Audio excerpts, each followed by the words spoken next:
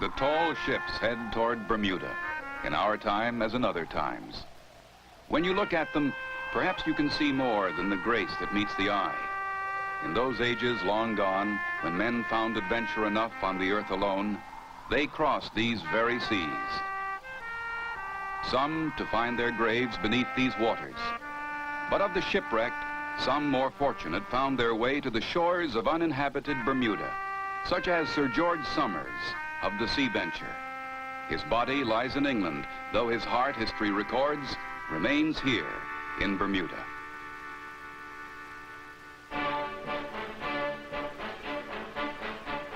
Here alone in all the New World, the longtails breed. Harbingers they were perhaps to Somers and his men of landfall and hope. Harbingers to the tall ships of our own time heading Bermuda-ward.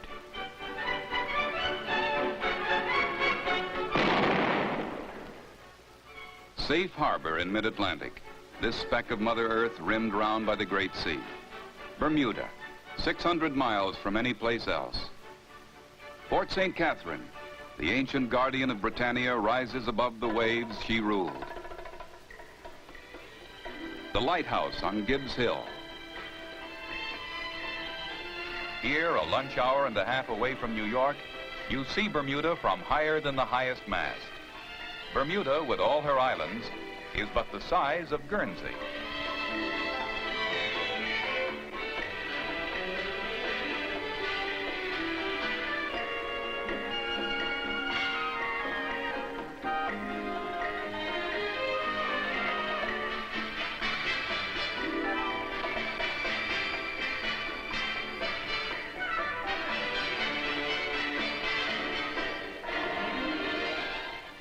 Once arrived, you move at a top speed of 20 miles an hour. Motor-assisted, the Bermudians call these bicycles, disdaining the word motorbike as somewhat too forceful for the putt-putt pace. Rent them for a trifle.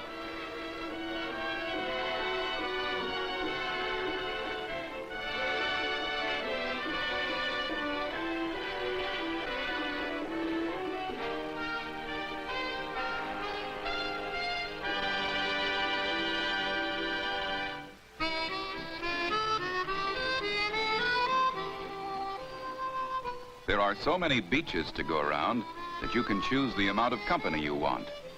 Or in the great debate of the age of leisure, consider whether you'd prefer the pool to the ocean, or vice versa.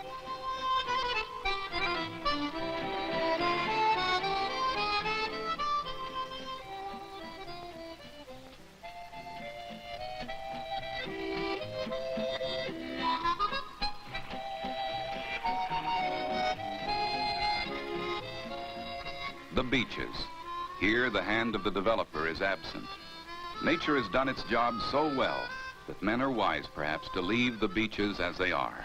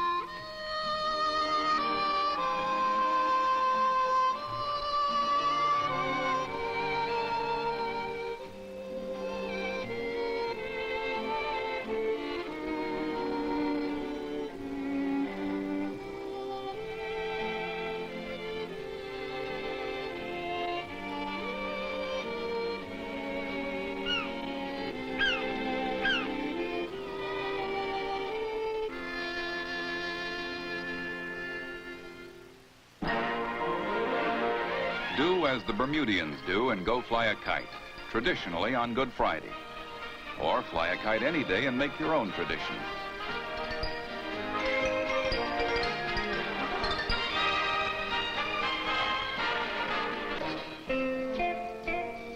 At the benign pace of the motor-assisted bike, you take in the kaleidoscope of people, places, and things on this tiny island.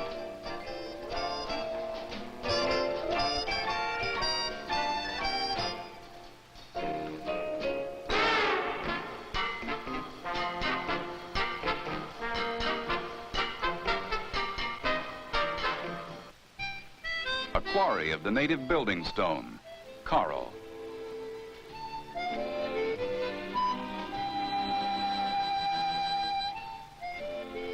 To build a roof is to set a seal upon a home. It's time for the roof wedding party. The early settlers were shipbuilders, so Bermudians christen their homes as they would their ships, except they open the bottle rather than break it. Traditional, too, is the regular lime washing.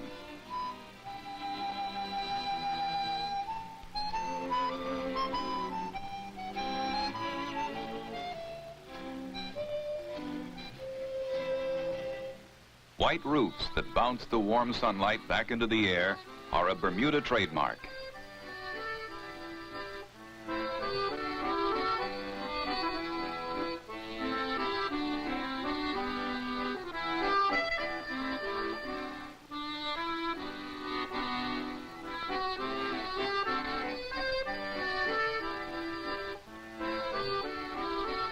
Look for the touches of Bermuda architecture.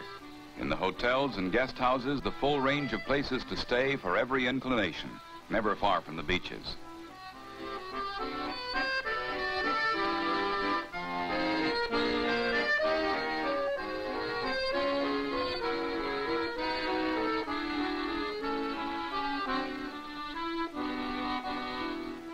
The open house, one of many, welcomes all who want to see how Bermuda lives.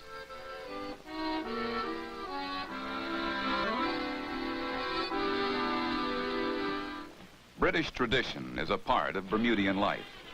Before Government House, in this oldest self-governing colony, the band of the Bermuda Regiment parades.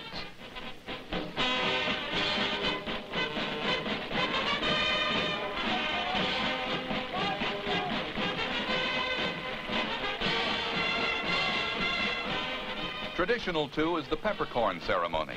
The Masonic Lodge in St. George must now pay its annual rent for the use of the old State House. Something you don't do by check hereabouts. So, to do it right, due ceremony is observed. The rent is paid 1 peppercorn as per contract. It is placed in the vaults of the colonial treasury.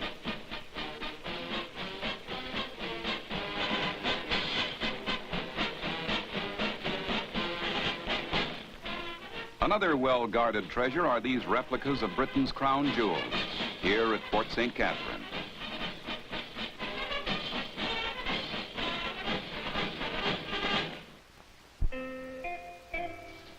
Bermuda is ocean land.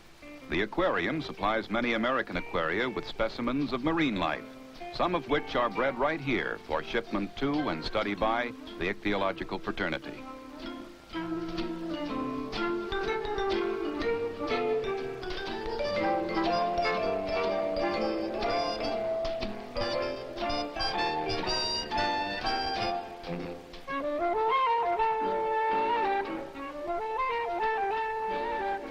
Never far from the ocean, the land is carved and shaped to the purposes of the golfer, who seeks the therapy of a club, a ball, and 18 holes.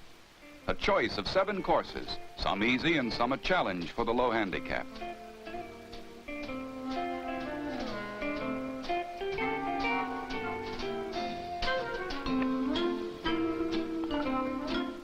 Tennis with an Atlantic backdrop is somehow a bit more than the game in itself.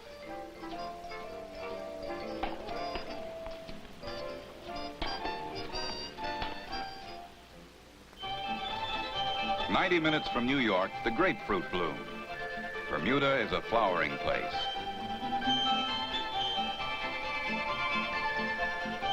Consider papaya, or pawpaw if you will.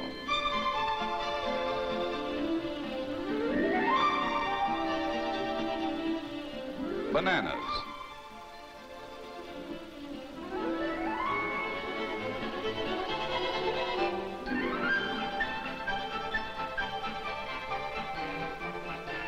Cornelia, or locust and wild honey. Potatoes. Bermuda onions, no longer an export, but still available here.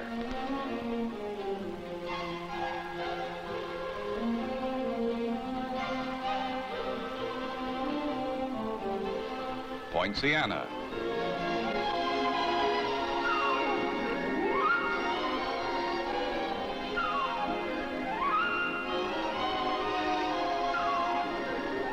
Oleander.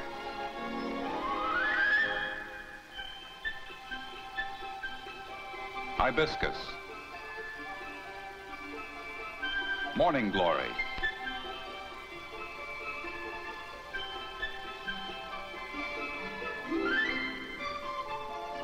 The Bermuda bottle brush tree.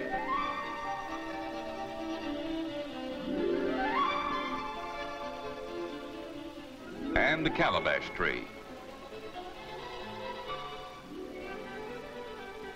It is as if the sea of water had given way to a sea of flowers, Bermuda Easter lilies included. Here all seasons are springtime.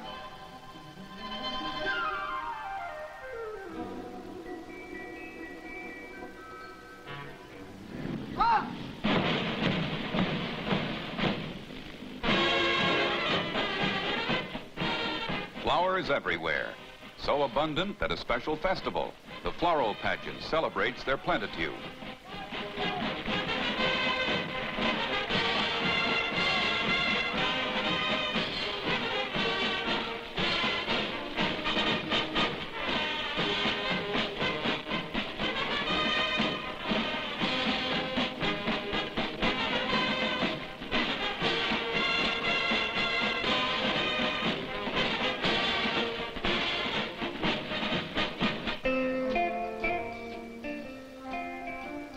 Front Street in Hamilton, the capital.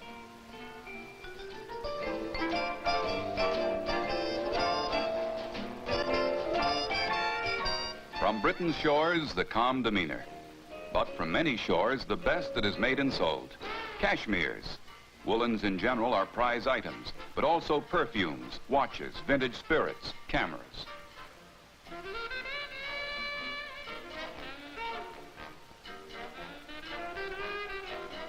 Durable bone china from Britain.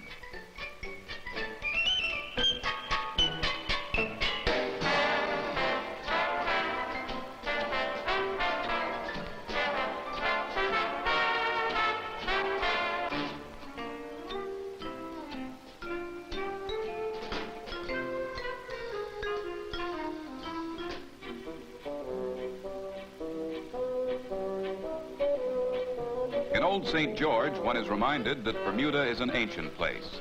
The town itself was settled in 1612. St. Peter's, the oldest Anglican church in the Western Hemisphere, is in the center of historic St. George.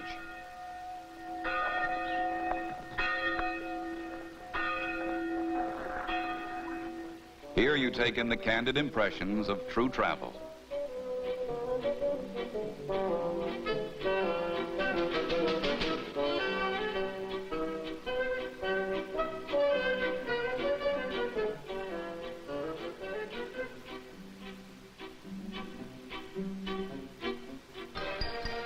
The sea's the thing.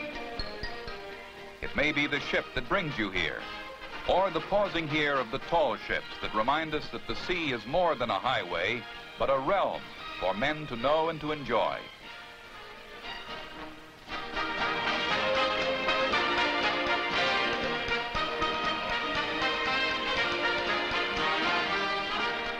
The sea intervenes, so these people need a cable car to go home on a little island offshore. The sea has the right of way. Even the world's smallest drawbridge must yield to the fact.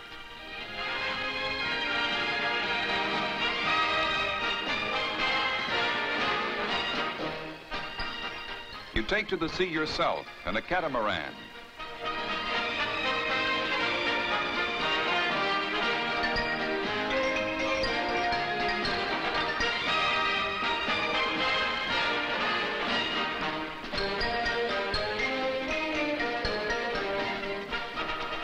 regard the sea as a place for good company in an excursion boat. The sea will be tolerant of your sense of humor, as in this non-mariner's boat race, a special contest for landlubbers who find a lot of fun in venturing beyond their natural habitat.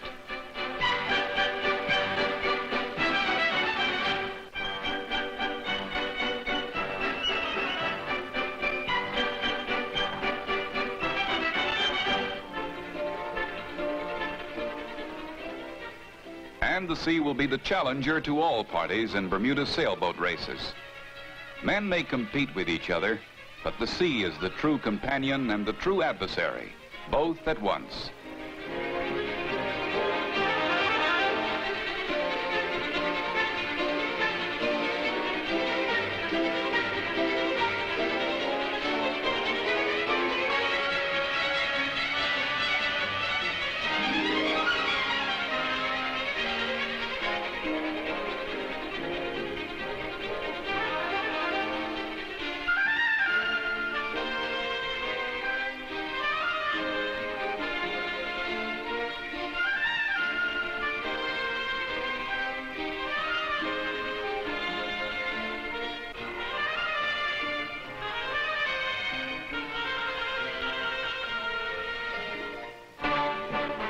From Newport to Bermuda, the 635-mile classic blue water race of the yachting world.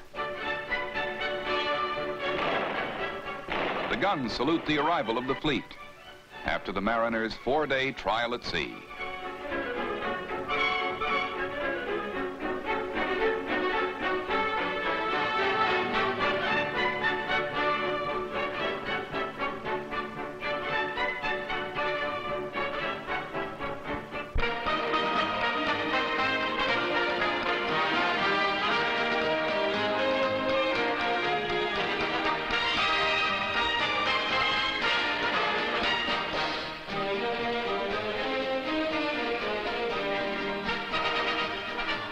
No man owns the sea, but he who seeks fish is owner of great hopes, and almost always the owner of a catch that's worth the candle.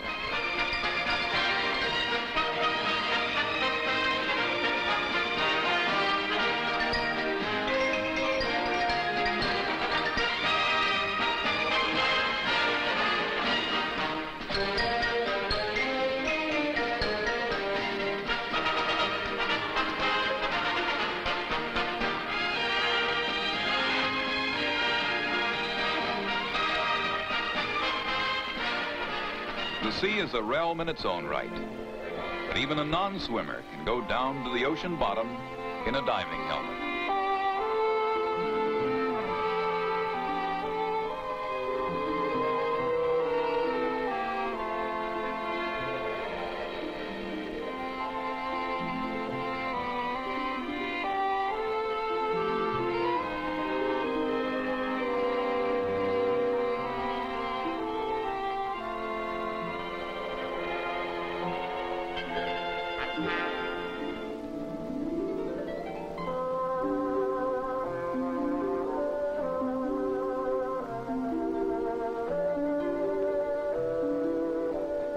A cannon on the ocean floor is clue enough for those who will seek out what the sea guards so jealously.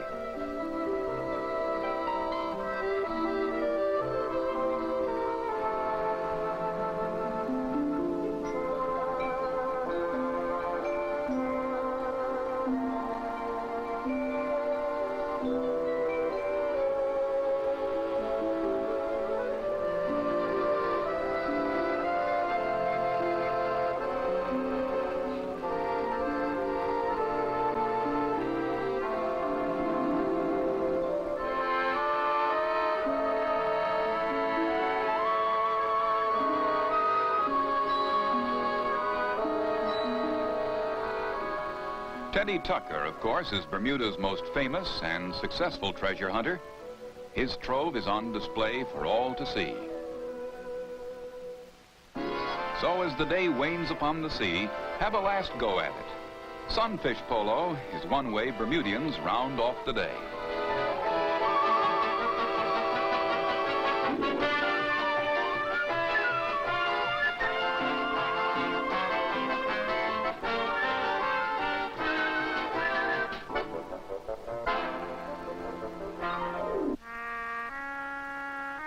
as only a truly minor poet could write. Now the sea and the ship seem to pause in a kind of reverence before the departure of the day. It is a fine time, whether you verbalize it or not. The long-tail, weary from the day's diversions, seeks rest. The night-blooming Sirius, though, is more in the human mood, tending to shine forth when the sun is gone.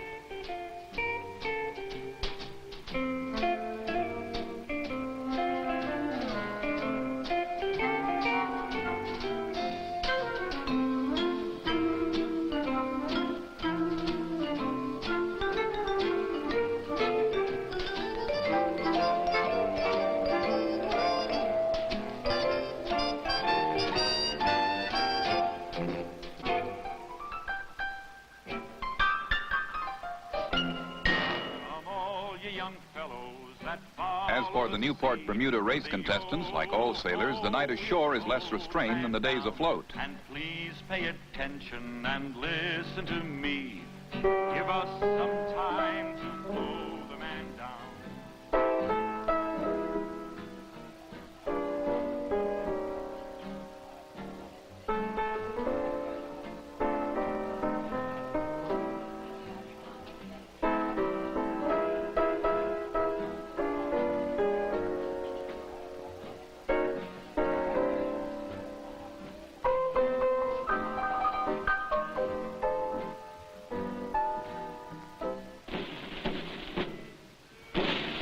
If you've let the Britishness of Bermuda slip your mind, let the tattoo remind you of it.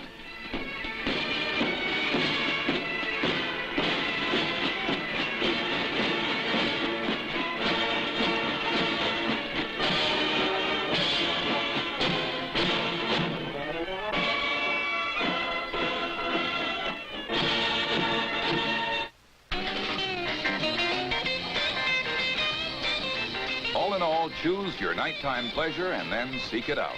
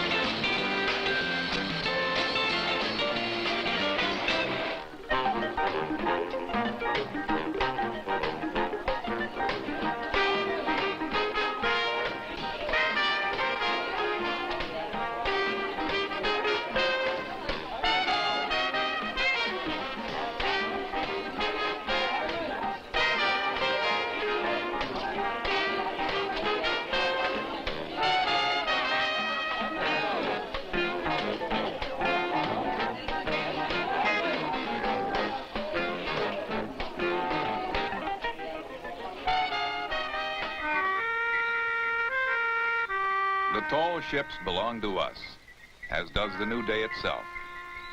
With Joseph Conrad, may we remember this good old time of youth and the sea, glamour in the sea, the good, strong sea, the salt, bitter sea that could whisper to you and roar at you and knock your breath out of you.